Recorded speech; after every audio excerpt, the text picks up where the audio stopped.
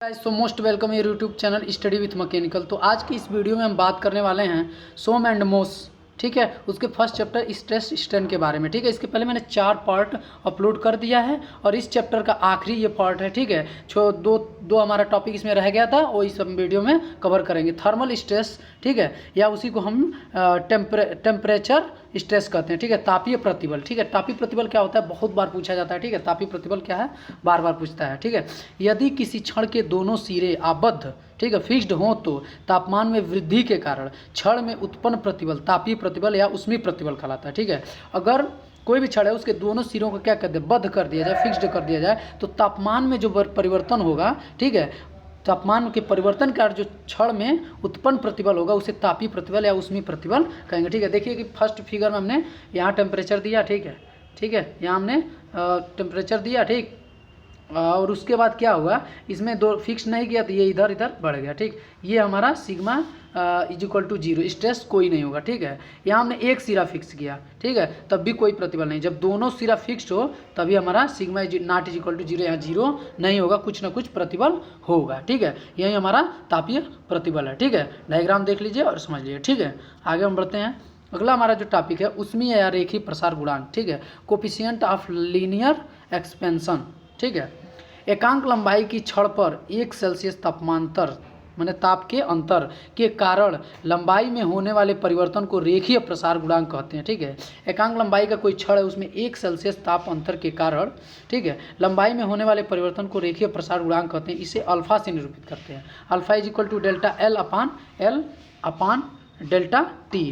ठीक है, तो alpha is equal to delta L upon L into delta T. ठीक है, जैसा कि हमने डायग्राम में यहाँ दिखाया है। ठीक है, ये डायग्राम है। ठीक है, तो ये हमारा अल्फा इज इक्वल टू आता है L upon L into delta T. ठीक है, अब हम यहाँ इसको इधर ट्रांसफर कर देंगे तो हमारा डेल्टा एल का मान निकल जाएगा। तो देखिए डेल्टा एल का मान क्या निकलेगा, delta L is equal to हमारा निकलेगा elongation alpha into delta L alpha into L into delta T. ठीक है, तो तापीय प्रतिबल जो होगा, तापीय विकृति, थर्मल स्ट्रेन, वो हो जा, चूँकि हम स्ट्रेन इज इक्वल टू जाते हैं is equal to delta L upon L. ठीक है, तो E T is equal to alpha into L into delta T upon L. ठीक है, तो एल से हमारा एल खत्म। ठीक है, तो हमारा जो आएगा तापीय विकृति वो E T is equal to हमारा आ जाएगा E T is equal to alpha into delta T. ठीक है, ये हमारा आ जाएगा। ठीक है, ये चल नहीं रहा है, यहाँ आ जाएगा। ठीक है, ये हमारा क्या, थर्मल स्ट्रेन। ठीक है, तो हम आगे बढ़ते हैं और देखते हैं थर्मल स्ट्रेस क्या होता है, तापीय प्रतिबल। चूँकि हम जानते हैं कि sigma is proportional to E, यानी प्रतिबल विकृति के डायरेक्टली समानुपाती होता है, तो sigma is equal to E into E. ठीक है, तो ये sigma T is equal to, ठीक है, यानी तापीय प्रतिबल is equal to E into E T. ठीक है, स्मॉल ई टी। ठीक है, तो हमारा sigma T is equal to हो जाएगा E into delta alpha into delta T. तो हमारा सिग्मा टी फाइनली जो आएगा वो आएगा E into alpha into delta T. ये हमारा थर्मल स्ट्रेस है। ठीक है, ये पूछता है अंतिम प्रतिबल या चरम प्रतिबल, ये बहुत बार पूछता है। ठीक है, वेरी वेरी इंपॉर्टेंट। ठीक है, ये आपका वेरी वेरी इंपॉर्टेंट। ठीक है, बहुत बार पूछता है अल्टीमेट स्ट्रेस क्या होता है, जिस भार पर पदार्थ टूटने की स्थिति में होता है। ठीक है, कोई भार जिस पर पदार्थ टूटने की स्थिति में होता है उसे अंतिम भार कहते हैं, तथा इस समय अवयव में उत्पन्न होने वाले प्रतिबल को अंतिम प्रतिबल कहते हैं। ठीक है, जब भार टूटने वाला हो अंतिम स्थिति को उसे अंतिम भार कहेंगे। ठीक है, और इस अवस्था में जो उत्पन्न होगा, अवयव में जो उत्पन्न होगा प्रतिबल उसे अंतिम प्रतिबल कहते हैं, कार्यकारी प्रतिबल। वर्किंग स्ट्रेस क्या होता है, ये बहुत बार पूछा जाता है।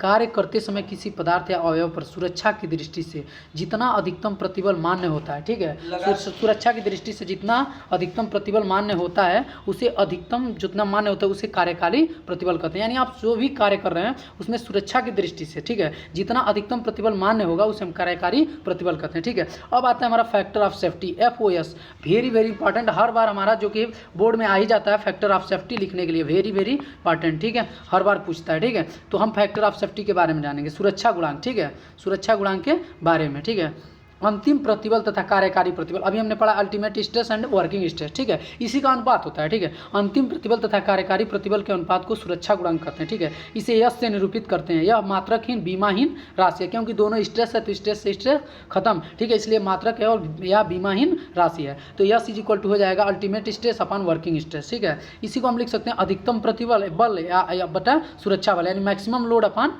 Safe load. ठीक है, ये हमारा था फैक्टर ऑफ सेफ्टी। ठीक है, तो तो आज की वीडियो में इतना ही, ठीक है। चैनल को सब्सक्राइब करिए, अधिक से अधिक दोस्तों में शेयर करिए, ठीक है। लाइक करिए और प्यारा सा कमेंट करिए। कोई भी दिक्कत हो तो आप कमेंट कर सकते हैं। आपको कोई भी PDF चाहिए तो हमारे टेलीग्राम चैनल को ज्वाइन करिए, मैं लिंक डिस्क्रिप्शन में दे दूँगा, उससे जाकर देख लीजिए। अगला जो हमारा वीडियो आएगा वो आएगा 2nd चैप्टर का, ठीक है। इसके पहले वीडियो नहीं देखे हैं, अगला वीडियो तो 4 पार्ट, तो उसका मैं लिंक दे दूँगा डिस्क्रिप्शन में, उससे जाकर देख लें, ठीक है। तब तक के लिए थैंक यू, धन्यवाद, आई लव यू।